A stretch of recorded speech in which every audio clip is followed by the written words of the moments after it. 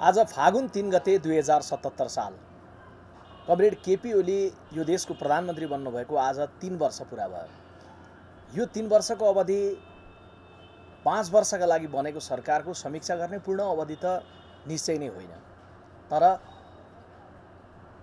जुन प्रकारको गतिविधि सरकारबाट प्रस्तुत भएको छ र सरकार आफैले संसदलाई विघटन गरेर जुन प्रकारको चरित्र र व्यवहार प्रस्तुत गरेको छ, त्यस अर्थमा यो 3 वर्षको अवधिलाई उसको पूर्ण अवधिको ठुलो हिस्सा गुज्रिसकेको अवस्थामा यो सरकार आशा जगाउनलाई, यो सरकार नवीन विश्वास जगाउनलाई, यो सरकार आगामी दिनका लागि समृद्धिको नवीन सपनाहरू जगाउनका लागि असफल भएको सरकारको रूपमा स्मृति गर्नुपर्ने र विश्लेषण गर्नुपर्ने मोडमा छ।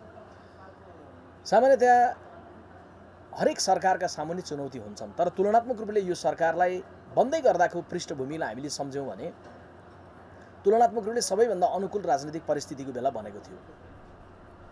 देशमा शान्ति स्थापना भएको, संविधान निर्माण भएको, 3वटा तहको निर्वाचन भएर 7वटा प्रदेश सरकार, 753 गाउँ नगर र 6000 भन्दा बढी वडाका सरकारहरू बने पछाडि एउटा अनुकूल परिस्थितिमा यो सरकार बनेको थियो। नेपाली कांग्रेस पार्टीले जिम्मेवार प्रतिपक्षको रूपमा शालीन भूमिका र सहयोगी भूमिका, रचनात्मक भूमिका निर्वाह गर्ने प्रतिबद्धता व्यक्त गरेको थियो। तर समयको, इतिहासकै सबैभन्दा सुन्दर समयको सदुपयोग गर्नलाई इतिहासमै सबैभन्दा अयोग्यता चाहिँ वर्तमान प्रधानमन्त्रीजीबाट प्रस्तुत भयो। एकातर्फ उहाँको व्यक्तिगत अयोग्यताले कार्य गर्यो, अर्कोतर्फ सैद्धान्तिक विरोधाभासले कार्य गर्यो। उहाँले शपथ खानुभएको थियो संसदीय व्यवस्थालाई बलियो बनाउने, तर उहाँको मनोविज्ञानमा संसदीय व्यवस्थाको पार्थिव शरीरमाथि सर्वहाराको अधिनायकवाद स्थापना गर्ने युवाकालीन शपथ थियो। त्यसैले त्यो जुन अन्तर्द्वन्द्व भयो, त्यो अन्तर्द्वन्द्वको परिणाममा यो देशले इतिहासका सुन्दर 3वटा वर्षहरूलाई खेर फालेको छ। तुलनात्मक रूपले केही कार्यहरू भयो होला, केही कार्यहरू निश्चय नै सामान्य रूपमा हुने नै गर्दछन्, तर जुन अपेक्षा थियो, जुन गतिको अपेक्षा थियो, जुन अनुकूलता थियो, त्यो अनुकूलताको उपयोग गर्नबाट यो सरकार पुरै चुक्यो। त्यसैले यो सरकारको 3 वर्ष गुज्रिँदै गर्दा नेपाल कम्युनिस्ट पार्टीको सरकारको 3 वर्षको 3 उपहार दम्भ, द्वन्द्व र भ्रष्टाचार भनेर भन्नुपर्ने निष्कर्षमा हामी पुगेका छौँ। यो सरकारले यही दम्भलाई, द्वन्द्वलाई र भ्रष्टाचारलाई केन्द्रमा राखेर कर्म गर्दै गर्दा यो 3 वर्षको सन्दर्भमा लामो फेयरिस्टमा त्यहाँ बाटो बन्यो यति, त्यहाँ बिजुली निक्लियो यति भनेर भनिरहने खालको अवस्था सरकारले भन्ला, तर ती अलि अगाडिदेखि हुँदै आएका कर्महरूको पूर्णता मात्रै, ती कर्महरूको निरन्तरता मात्रै हो। कुनै नवीन छलाङ, नवीन सम्भावनाको खुला गरेको, ढोका खोलेको अवस्थामा बिल्कुलै छैन। यदि यो सरकारलाई संविधानको कार्यान्वयनको कोणबाट हेऱ्यौँ, संविधानका प्रतिको अपनत्वको दायरा विस्तारको कोणबाट हेऱ्यौँ भने निराशा प्राप्त हुन्छ। संविधानका प्रति अपनत्वको दायरा विस्तार गर्न मधेसमा, दलितमा, जनजातिले, महिलाले उठाएका कैयौँ विषयहरू थिए जसलाई सम्बोधन गरेर यसका प्रति अपनत्वको दायरा विस्तार गर्ने सम्भावना थियो, त्यसलाई उपयोग यो सरकारले गर्न सकेन।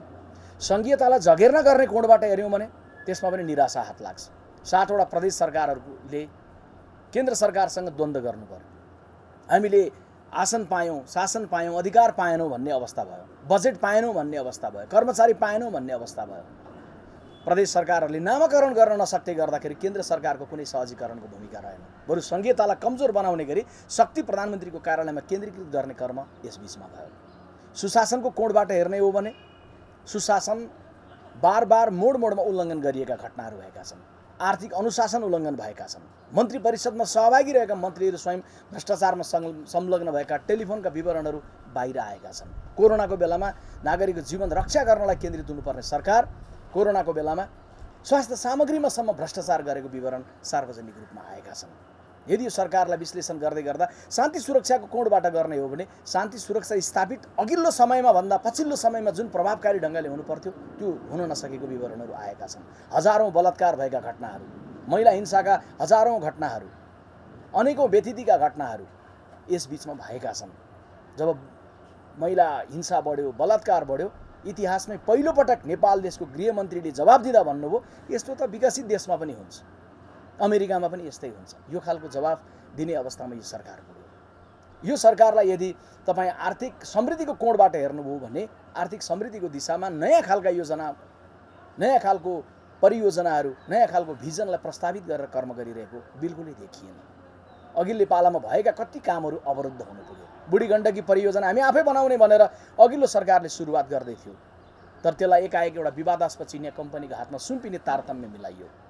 मेलम्चीको पानी काठमाडौँमा आइपुग्ने गरी 90% काम सकिएको थियो, तर यो सरकार आइसकेपछि सीएमसी नाम गरेको इटालियन ठेकेदार कम्पनी कमिसनको कारण फर्केर गयो। यो सरकार आइसके पछाडि जुन गतिमा ती कर्महरू हुनुपर्थ्यो हुन नसक्नु यो सरकारका बारेमा उठ्नुपर्ने प्रश्नको विषय हो। अन्तिममा आइपुग्दै गर्दा त यो सरकार संविधानको रक्षा गर्ने सवालमा पनि कमजोर बने मात्रै होइन, नियतवश संविधानलाई कमजोर बनाउने, संविधानलाई विस्थापित गर्ने षड्यन्त्रमा लाग्यो।